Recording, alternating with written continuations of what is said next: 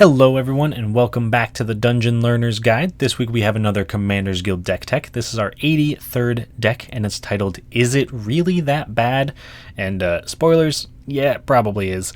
And if you haven't seen this show before, what we are doing is randomly selecting a card from scryfall.com, working with a budget of $100 or less, and building a commander deck for Magic the Gathering around a theme of the chosen card. So really quickly, before we jump into the deck tech, I do want to highlight some of our social media accounts and some ways that you can help support us if that's something you're interested in doing. So first up, we have Twitter at 13POYNZ, Reddit u/POYNZ13, and email at dungeonlearnersguide@gmail.com. If you reach out to us on any of those platforms, I am more than happy to respond. I love answering questions and talking to the community, so please do feel free to reach out. And those are also great ways to suggest cards that you would like to see turned into decks. And finally, if you're interested in supporting the channel a little bit more directly, you can use our TCG Player affiliate link. That's in the description of the video below. Any cards you purchase, once you click on that link, we get a little bit of a kickback from. So if you're looking to buy any of these cards, ahead of time, I'm not 100% sure why you might want to buy some of these cards, but you never know. Maybe that's something you're interested in doing. And finally, the most direct way that you could help support us, patreon.com/dungeonlearnersguide. Right now, any donations we get on Patreon are going toward filming in-person games. I would love to start doing some more of that. And of course, you do get some great benefits to that as well. So at different levels, you get access to the deck lists an entire week early. You get access to maybe a Discord channel where you can help participate in some games. You can help build some of the decks and just have access to a great community. Really, everyone on there is amazing. And of course, you could get access to the unedited gameplay videos so you can hear the participants talking rather than just myself. Although a quick disclaimer, I will apologize because for this video and for next week's video, I did forget to record my computer audio. So if that's something you're interested in, you'll really only hear me talking to myself and having an imaginary conversation with 3 other people. So I do apologize for that in advance, but in the future, that is not the case, and you will hear everyone involved. And then, of course, I will also ship you randomly one of our random cards of the month. So we've got 4 videos that come out every month, and you'll get one of those cards that we build around. So a great bunch of things that you could possibly get for just a small donation every single month. And if that is something that you're not interested in, or maybe you're just not able to do it at the moment, I completely understand. You can always just like the video, subscribe to the channel. That does help out quite a bit. But before we jump into the actual deck tech, I do want to take a second to highlight our actual patrons. We have William Swiftfoot, we've got Doodle, we have Calvin Schmidt, and Eric Hui. To the 4 of you, thank you all so much for all of your support. And now, let's jump into the actual deck tech. So first up, we got to talk about our random card of the week, which was suggested to us by thisDNDjazz on Reddit. And it is a card that you may have heard of before if you've looked up lists about, the worst cards in Magic's history. That card is Juju Bubble. And Juju Bubble is 1 mana for an artifact. It has cumulative upkeep of 1, which means that at the beginning of our turn, we put a counter on it, and then we have to pay 1 mana for each counter on it. If we play a card, we have to bury Juju Bubble, which is an old-time way of saying that we have to sacrifice it, and we can pay 2 mana to gain 1 life. So essentially, this is one of the worst cards that's ever existed in Magic because the most we can do is pay 3 mana to gain a single life, and if we play any other spell, we have to destroy this, plus we have to pay to keep it around at the start of our turn. So this isn't a great card, and I'm not going to lie to you, I really couldn't figure out a way to make this work in a way that made a ton of sense. So I went a very unique direction with this deck, and we're going to start with the commanders, and then we'll kind of build up to it from there. So we've got Juju Bubble. You may be able to guess from the title of the video that this is an Izzet deck, and we do have 2 commanders, and this week we are actually helmed up by Will and Rowan Kenrith. So the twins, Rowan Kenrith is a 6 mana for red, 4 loyalty legendary planeswalker. Rowan, +2 ability, during target player's next turn, each creature that player controls attacks if able. -2, Rowan Kenrith deals 3 damage to each tapped creature target player controls. And -8, target player gets an emblem with Whenever you activate an ability that isn't a mana ability, copy it. You may choose new targets for the copy. She of course partners with Will Kenrith and can be our commander. So of course then her partner in crime, her brother, is Will Kenrith for blue for a 4 loyalty legendary planeswalker Will. +2 until your next turn. Up to 2 target creatures each have base power and toughness 0/3 and lose all abilities. -2, target player draws 2 cards. Until your next turn, instant, sorcery, and planeswalker spells that player casts cost 2 less to cast. -8, target player gets an emblem with whenever you cast an instant or sorcery spell, copy it. You may choose new targets for the copy, and of course, partner with Rowan Kenrith, and Will can be your commander. So, you might be saying to yourself, Zach, if you're playing Juju Bubble as the random card of the week, which gains life, has cumulative upkeep, and we've kind of already talked at length about how it's not a great card, why would we want to play Will and Rowan Kenrith? And the short answer to that is because they're not bad cards. We have some really good commanders in the command zone, but I'm not going to lie to you, and we're going to talk about this right now because we're going to talk about our themes. Most other cards in this deck are just bad. So I wanted to see if, as the name might imply, it really is that bad. Is it that bad? And the short answer is yes, it is that bad. So if I'm being perfectly honest with you, we have great commanders. We have a really fun theme, but I would be genuinely surprised if this deck ever won a game of Magic. And honestly, that's kind of what makes it so fun. So personally, I play with a lot of people who play very high-powered decks and can kind of be trolled by the fact that we're not playing optimally. So without any more talking without cards on screen, let's introduce our first theme. That is, of course, going to be just bad cards. Juju Bubble, not great. Typically, when you look up lists of like the worst cards in Magic's history, it tends to be on it. So I figured, why not take all of those cards that show up on the worst cards lists and just see what we can do with them in a deck. And most of them tended to be in the Izzet colors. So for example, we have Crevasse, which is 2 and a red for an enchantment that says creatures with Mountain Walk may be blocked as if they did not have this ability. Now, in Commander, Mountain Walk doesn't really come up very often.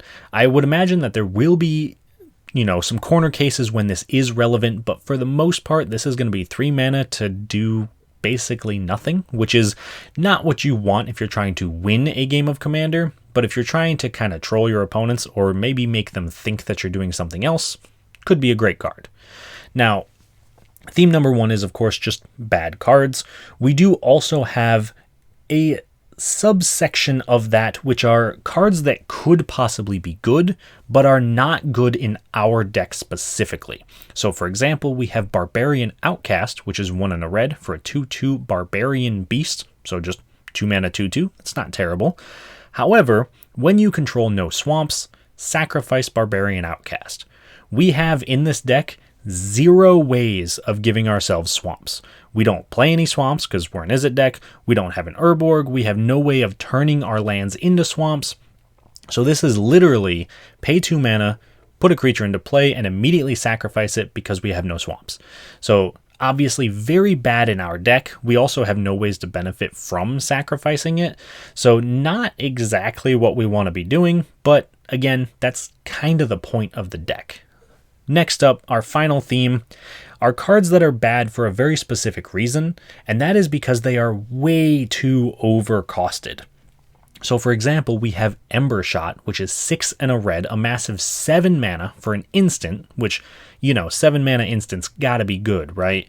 In this case, Ember Shot deals 3 damage to target creature or player, and we draw a card. This is Lightning Bolt, which is a 1 red mana instant spell, but it has draw a card stapled to it, so obviously drawing a card must be worth 6 mana. So Ember Shot is a really great example of how it has a good effect, and we do genuinely want to have this effect in our deck, but it's super, super overcosted at 7 mana, so even if we could find a way to make it good, again, in our deck, it's really not. So those are the themes, which, if you couldn't guess, are just bad cards.deck. So We're going to take a look at some key cards, which it sounds kind of like an oxymoron. How do we have key cards if every card is bad? And that is where you'd be surprised, because we do have some fun win conditions. The first one, and the most important one, of course, being Tybalt the Fiend-Blooded. Tybalt is the first 2 mana planeswalker at red for a 2 loyalty planeswalker, Tybalt. +1, draw a card, then discard a card at random. That's card, well, I was going to say card selection, but you don't really get to choose the card you discard, and it's not card advantage, so like you're getting to see more of your deck. I mean, that's a good thing. And then it has -4. Tybalt the Fiend-Blooded deals damage equal to the number of cards in target player's hand to that player. That is genuinely a very good ability. We would love to be able to use that. It is going to take a couple of turns to get there, though. And then finally, -6, which is legitimately a win condition in this deck. Gain control of all creatures until end of turn. Untap them. They gain haste until the end of turn. Our creatures, they're going to be bad. They're not great. They're probably not going to kill anybody. But our opponent's creatures, now those can kill people. So we want to take all their creatures with Tybalt and knock out the rest of the table. So Tybalt is one of our main win conditions in this deck.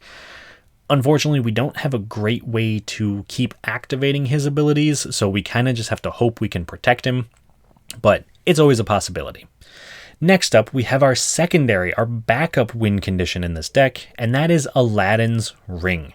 So we want direct damage. This is going to give us direct damage. For only a minimum of 16 mana, we can do a whopping 4 damage to any target. And yeah, that's not a good rate, I understand, but it is a win condition. It is something that can win the game. Whether or not it actually does win the game is going to be a different story, because Aladdin's Ring, 8 mana for an artifact, you can pay 8, tap it, and do 4 damage to any target.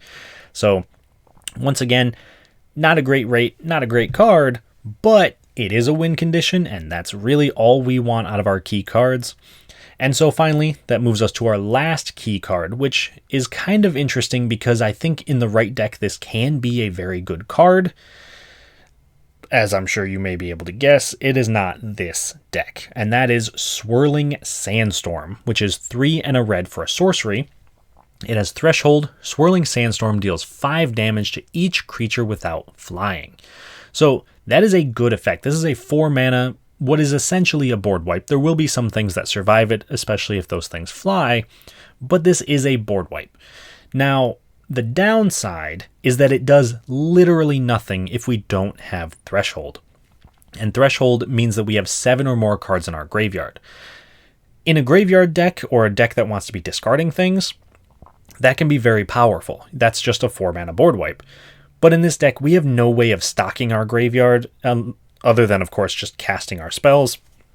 So this isn't going to be super impactful, but it is a board wipe just in case we ever need it, and it's something to keep in mind as we're kind of playing out the game. So those are our key cards, and next up we do have to talk about some cool interactions, and I know that we're talking about a bunch of bad cards, but there are genuinely some cool interactions in here. The first thing that I do want to highlight is Guild Feud and Tangarth's Glare. Guild Feud, once again, a great card if you can build around it. We chose not to. It is 5 and a red for an enchantment that says at the beginning of your upkeep, target opponent reveals the top 3 cards of their library and may put a creature card from among them onto the battlefield, then puts the rest into their graveyard. We do the same with the top 3 cards of our library, and if 2 creatures are put onto the battlefield this way, those creatures fight each other. And if we combine that with Tangarth's Glare, which is 1 red for a sorcery, we look at the top 3 cards of target opponent's library and put them back in any order. Then that player looks at the top 3 cards of our library and puts them back in any order. Now, this doesn't seem immediately impactful, but Tangarth's Glare lets us look at the 3 cards that our opponent's going to get with Guild Feud. That means they also get to look at ours, but that's okay. We'll make that work. So then, when we trigger Guild Feud, we know, at least we can safely assume, the most likely thing that our opponent's going to put into play. So we know that if it's a creature and our creature is going to die to it, we can pick something else. Or if we know for a fact that that creature is going to possibly just lose to whatever comes in on our side, we know to pick our creature. On the downside, that does mean that our opponents know what's going on as well, so they can play around it, but it's like a fun mini game that we can kind of play with our opponents. So it may not necessarily be a good interaction, but it is kind of a cool and fun interaction. And then our second cool interaction of the week, a little bit different, but it's going to guarantee that we can do some damage to our opponents.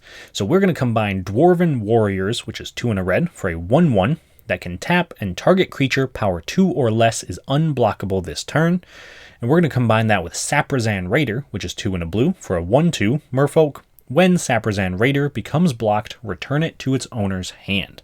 Now you may notice that Saprazan Raider is a 3 mana 1/2, which is not great, but don't forget, it also has a terrible downside. When it becomes blocked, it bounces back to our hand. We would love to make sure that our 3 mana 1/2 doesn't get bounced back to our hand because we don't want to have to recast it. That is where Dwarven Warriors comes in, because it can tap to make Saprazan Raider unblockable, which means for the low cost of 6 mana plus waiting a turn so that we can actually activate our creatures, we can do 1 damage to an opponent. That is not good, but you know what? It means that these cards are working together in a way that makes them function, and I will take that. So, Dwarven Warriors, not particularly great. I imagine there are decks that could use it very well, because I'm sure there's creatures that you want to get in. But unfortunately for us, the best thing we can really use it on is Saprazan Raider, because we've already spent 3 mana for a 1/2 and we don't want to do it again. But those are our cool interactions of the week. And finally, let's talk about the price. So this is your last chance to guess how cheap and or expensive this deck may be. Hopefully you got your answers in, because the final result is $32.76. Almost a third of our budget is just this deck. So we could have put a bunch of cards in here. We really could have gone above and beyond with this deck, but I tried really hard to stick to the theme, and I didn't want to add any cards that could accidentally help us win the game. So, obviously, when we're looking at this deck, what is going to be our most expensive card? And surprisingly, it is a $9 card in Untai-Dake the Cloudkeeper. This is a legendary land that enters tapped, and you can tap it, pay 2 life, and add 2 mana to your mana pool, and only spend this mana to play legendary spells. This is admittedly not a bad card. There's a lot of decks that could really take good advantage of this, because you're able to tap it for 2 mana to cast things like your commander, any other legends you have. We unfortunately do not play a ton of legends. We have our 2 commanders, which is great. And then other than that, we really only have 1 other legend that we would really care about casting. So Untai-Dake doesn't do a ton in our deck, and more often than not, it's going to be sitting in play and unable to be used for us, because it's not that you only cast it for 2 if you are casting a legendary creature, but it just straight up does not tap for mana unless you are using it to cast a legendary creature, or legendary spell, I suppose. So Untai-Dake, great card in the right deck. This is not quite the deck for it. So if you're looking to trim the price, get it down closer to about $20, you could cut this out, maybe put in a basic land. So that is our overall deck tech, but we do of course have some out of budget upgrades, which is pretty impressive considering this deck is $32 on its own, but I've got a few for you. In fact, I have 6 total out of budget upgrades. Don't worry, we're not going to talk about every single one of them. I'm really only going to highlight 2. The first of which, though, is going to be Sorrow's Path, which is a land that is a massive $16, so it's almost half of our budget just on its own, which is why it's not in here. And because it's a land, you can very easily just replace a basic for it. And I put the island in here, but it could be a mountain as well. It's really up to your own preference. But Sorrow's Path is a land that says tap, exchange 2 of opponent's blocking creatures. This exchange may not cause an illegal block. Sorrow's Path does 2 damage to you and 2 damage to each creature you control whenever it is tapped. Notably, it does not tap for mana, so we could never use this just to tap for a colorless or a blue or a red, and it only exchanges our opponent's creatures when they're blocking, but not if it makes an illegal block, so we couldn't move a creature that doesn't have reach to block a creature with flying or something like that. And it also does 2 damage to each creature we control. So There's not much to say about it other than you really shouldn't play this card in most of your decks, unless, of course, you're trying to troll your opponents, which we're trying to do with this deck. So if you have the budget and don't mind dropping $16 on a land that you'll probably never use outside of this, then it's worth an include. However, not great otherwise. And that does then lead us to our final out-of-budget upgrade, which is also a land. It is Adventurer's Guildhouse. And I said that we had 6 total out-of-budget upgrades. It's because Adventurer's Guildhouse is part of a cycle, so there's 1 for each color in Magic, so there's 5 total. But Adventurer's Guildhouse is the most expensive at $15. The cheapest, I believe, is the white one that is $6. But again, you can just replace a basic for them. And these are, once again, a land that does not tap for mana, which can be a pain in the butt. But what it does do is it gives all of our green legends bands with other legends, which is great in our Izzet deck because we have so many green legendary creatures, right? Not quite. So Adventurer's Guildhouse, while being the most expensive, is actually the most useless in our deck because we have no creatures to give banding with other legends because it only targets green creatures. That means the black one is also useless, the white one also useless, the red and the blue ones are kind of usable, but honestly we only have 1 legendary creature in the deck and it's red, so it's not going to gain banding with other legends to a good extent because we won't have other legends for it to band with. So, I was going to say great cards. They're not great cards. They're pretty bad cards, particularly in this deck, but again, that's kind of what we're trying to do. So if you've got the budget for it and you just kind of want to have some fun, you can throw them in. Just be aware that if you cut 5 basic lands for these 5 lands, they don't tap for mana, so you're starting to run low on lands that actually do something, and that could impact your ability to have fun because then you can't cast your bad cards. So keep that in mind if that's something you're interested in doing. But with all of the talk about this deck out of the way, we of course have to see how it's going to perform in a game.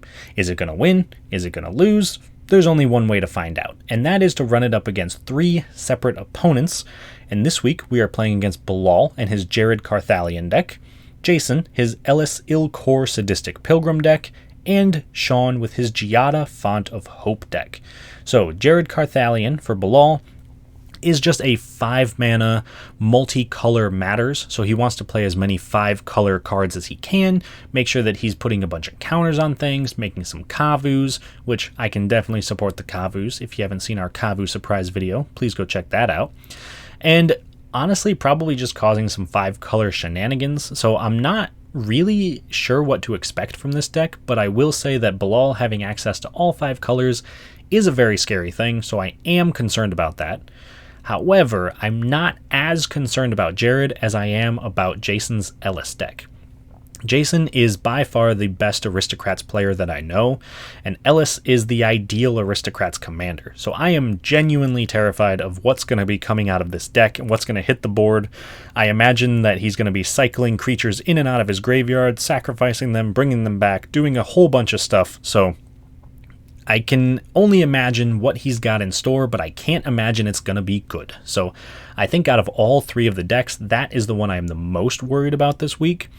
And then, of course, the last one, Shawn and his Giada deck. This is another one that I am pretty worried about. Honestly, all 3 decks this week seem pretty terrifying. Shawn's Giada deck has put in a ton of work in the past. I have lost to this before. It just plays a bunch of big angels and starts attacking and gaining life, and I don't think we're going to be able to gain enough life with our Juju Bubble to keep up with the angels, but you never know. Maybe we'll get a bunch of lands and just gain a ton of life with Juju Bubble and outrace the angels, but I don't expect that to happen. So very interested to see how this game goes, very interested to see who wins, how our deck performs, and as always, please do like the video, subscribe to the channel, and I will talk to you all once it's done. At the start of the game, Bilal goes first, followed by Jason, Shawn, and then myself. On Bilal's first turn, he plays a Temple of Mystery, scrying 1. Jason plays a Plains and casts a Soul Ring. Shawn plays a Plains. I play a Mountain and cast Tangarth's Glare, letting me look at the top 3 cards of Bilal's library, putting them back in any order. Then Bilal does the same for me. Unfortunately, due to the limitations of playing over Spell Table, we have to reveal the cards rather than just looking at them. Bilal plays a Hinterland Harbor. Jason plays an Isolated Chapel and casts Sifter of Skulls, allowing him to make an Eldrazi Scion token whenever a non-token creature he controls dies. Shawn plays a Plains and casts a Marble Diamond. I play an island. Bilal casts an Arcane Signet, but unfortunately misses his third land drop. Jason plays a Tainted Field and attacks me for 4, and then in his second main phase he casts Phyrexian Altar, letting him sacrifice a creature to make a mana of any color. Then he casts his commander Elis Ilkor Sadistic Pilgrim, letting him gain a life when a creature enters under his control, and makes each of his opponents lose a life when one of his creatures dies. Shawn plays a Plains, and then casts his commander Giada Font of Hope, letting his angels enter with +1/+1 counters equal to the number of other angels he controls. He also casts Dawn of Hope, allowing him to pay 2 mana when he gains life to draw a card. On my turn, I play a mountain and cast Brothers of Fire, letting me pay 3 mana to do 1 damage to any target and 1 damage to myself.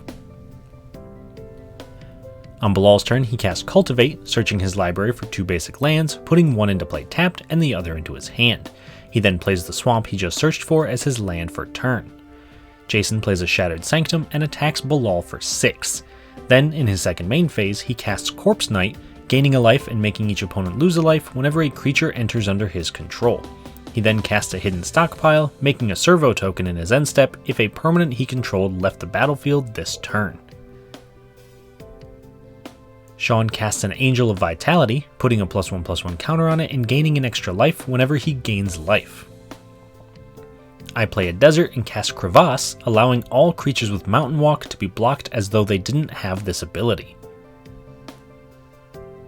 Bilal plays a Smoldering Marsh and casts Quain Itinerant Meddler, followed up by casting Nicol Bolas the Ravager, making each opponent discard a card. On Jason's turn, he cast Priest of the Forgotten Gods, gaining a life and making each opponent lose a life. On Shawn's turn, he cast Inspiring Overseer, coming in with 2 +1/+1 counters, gaining 2 life and drawing a card. This also lets him pay 2 mana for Dawn of Hope, drawing another card. On my turn, I play an island and pass. Bilal casts Chromatic Lantern, letting his lands tap for any color of mana. Jason casts a Whisper, Blood Liturgist, gaining a life, making each opponent lose a life. He then activates Priest of the Forgotten Gods, sacrificing Elis and Corpse Knight, making each opponent lose 3 total life and sacrifice a creature, while Jason draws a card, makes 2 black mana, and creates 2 Eldrazi Scion tokens. In response, Bilal activates Quain before it dies to let each player draw a card and gain a life. Then Jason casts Carrion Feeder, which can sacrifice a creature to put a +1/+1 counter on itself, and activates Hidden Stockpile to sacrifice a Scion, scrying 1, making a Servo at the end of turn. Shawn plays a Plains and casts Lyra Dawnbringer, which comes in with 2 +1/+1 counters, giving his angels +1/+1 and lifelink.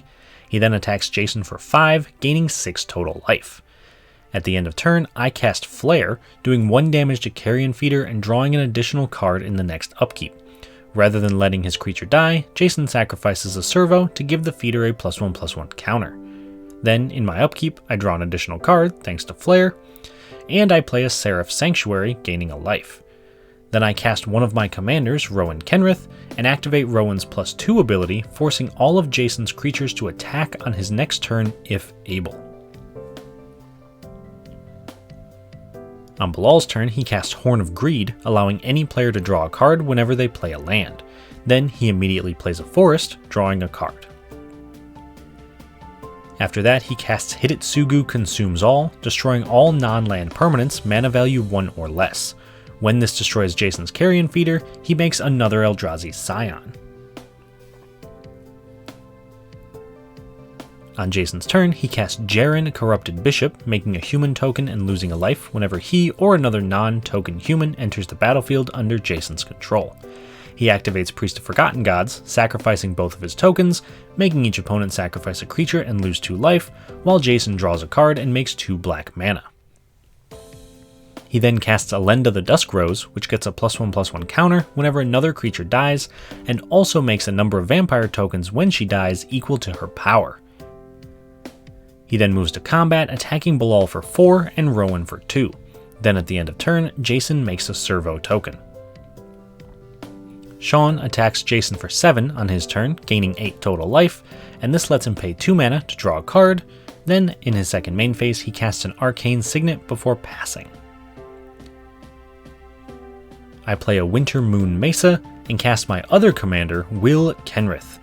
I activate Will's -2 ability, drawing 2 cards and making all my instants, sorceries, and planeswalkers cost 2 less to cast until my next turn. I also activate Rowan's +2 ability, making all of Jason's creatures attack again. At the start of Bilal's turn, Hidetsugu consumes all, moves to the next chapter, exiling all graveyards, and he then plays a Temple of Epiphany, scrying 1, drawing a card, and casts a Fey Burrow Elder. On Jason's turn, he plays a Grim Climb Pathway, drawing a card, and activates Priest of Forgotten Gods, sacrificing Jaren and a Servo token to force each opponent to sacrifice a creature and lose 2 life while he draws a card, makes 2 black mana, creates a Scion token, and puts 5 +1/+1 counters on Elenda. He then moves to combat, attacking Rowan for 6, killing the Planeswalker, Will for 2, and Bilal for 4. Then at the end of turn, Jason creates another Servo.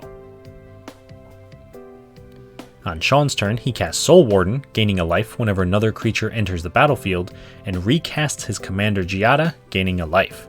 He then moves to combat, attacking Jason for 7 with Lyra, but before damage, Jason casts Mortify to destroy the angel. Luckily though, Shawn has an answer, casting Brave the Elements to give his creature protection from black until the end of turn, still hitting Jason for 7 and gaining 7 life. On my turn, I play a Mountain, drawing a card, and cast Spellgorger Barbarian, discarding a card at random when it enters, and drawing a card when it dies.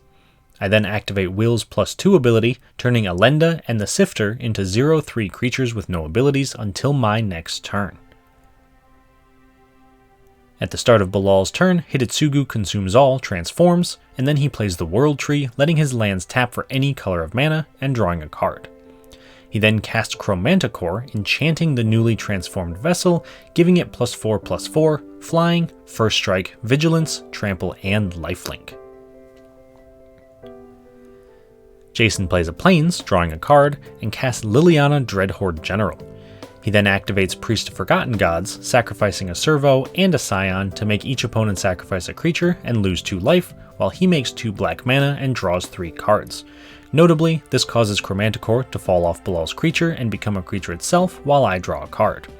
In response, Bilal casts Despark, exiling Liliana. Once all that resolves, Jason casts a Zulaport Cutthroat, making each opponent lose a life while he gains a life whenever one of his creatures dies. Then, at the end of turn, he makes another Servo token.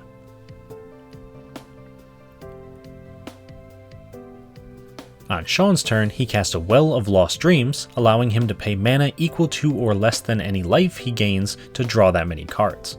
He then moves to combat, attacking Jason for 10 with his angels, gaining 10 life and paying 2 mana to draw 2 cards. Then in his second main phase, he plays a Plains, drawing yet another card. On my turn, I play a Mountain, drawing a card, and cast Cephalid Snitch, which can be sacrificed to make target creature lose protection from black until the end of turn. I then activate Will's -2 ability, drawing 2 cards, making all my instants, sorceries, and planeswalkers cost 2 less to cast. I follow that up by casting Phantasmal Sphere, and also casting Juju Bubble. Bilal plays a Sun Petal Grove, drawing a card, and casts O Kagachi Vengeful Kami as well as Glint Eye Nephilim. He then moves to combat, attacking Jason for 4, gaining 4 life thanks to lifelink. Jason plays a Caves of Koilos, drawing a card, and moves to combat, attacking Shawn for 5 with Elenda. He also casts a Pitiless Plunderer in his second main phase, making a treasure token whenever one of his creatures dies. He then activates Priest of Forgotten Gods, sacrificing Elenda and a Servo. This makes each of his opponents lose 4 life and sacrifice a creature, while Jason draws a card, makes 2 black mana, gains 2 life, makes 2 treasure tokens, an Eldrazi Scion token, and 5 vampire tokens. He then activates Whisper, sacrificing 2 vampires to return Elenda from his graveyard to the battlefield. This also makes each opponent lose 2 life, while he gains 2 life and makes 2 treasure tokens. Just in case Jason tries anything, I cast Shaman's Trance, preventing him from casting any spells from his graveyard this turn. Once that resolves, Jason casts Fleshbag Marauder, making each player sacrifice a creature.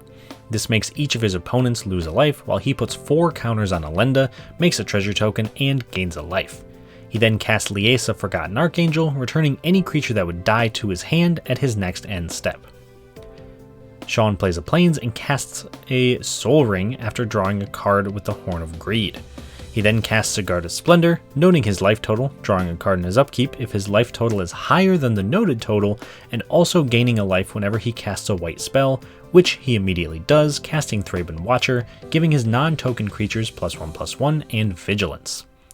I play an Island, drawing a card, and I also choose not to pay the cumulative upkeep for Juju Bubble, sacrificing it. I then cast Erosion on Jason's Isolated Chapel, making him pay a mana or a life in his upkeep or sacrificing the land. Then I activate Will's +2 ability, turning Liesa and Elenda into 0/3s with no abilities until my next turn. In response, Jason sacrifices Elenda, making a treasure token, a Scion token, a black mana, and 5 vampire tokens, then returning Elenda to his hand at the end of turn. Bilal plays a Scattered Groves and casts Zakama Primal Calamity, untapping all of his lands when it enters play. He then casts his commander Jared Carthalion and activates Jared's -3 ability, putting 3 +1/+1 counters on Zakama and 5 counters on Chromanticore.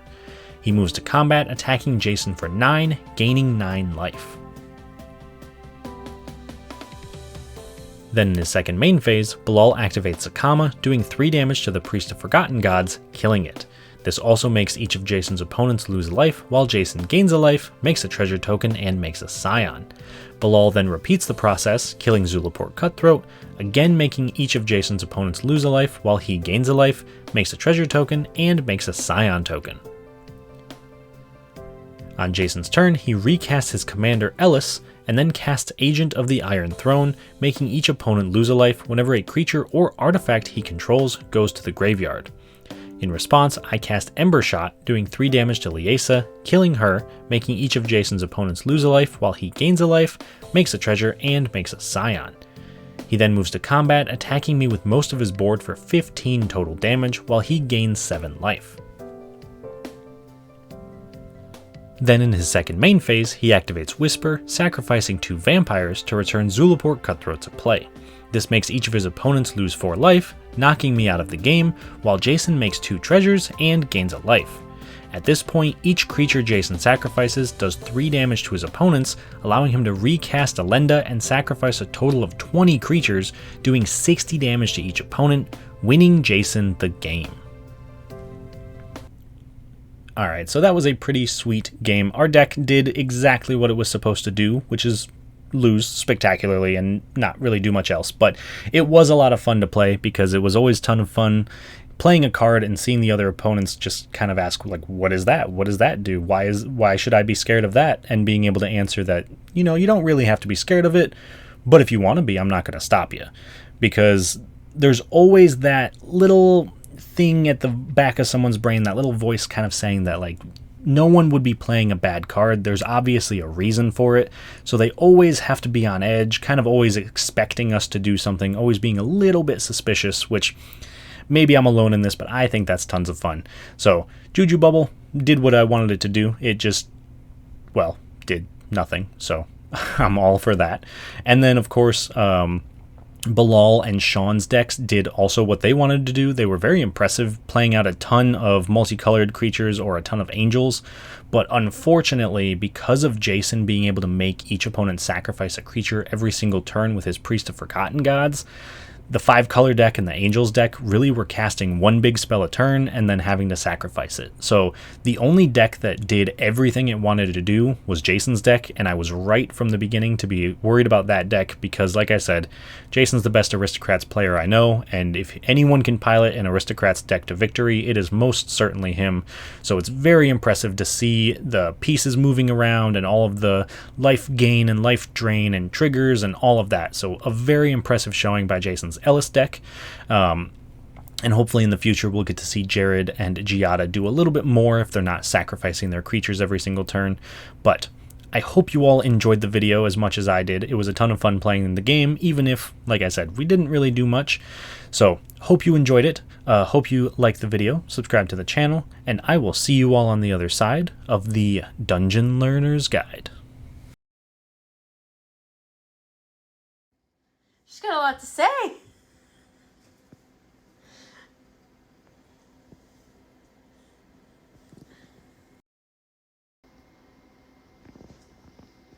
Seven now. Oh, you switched keys.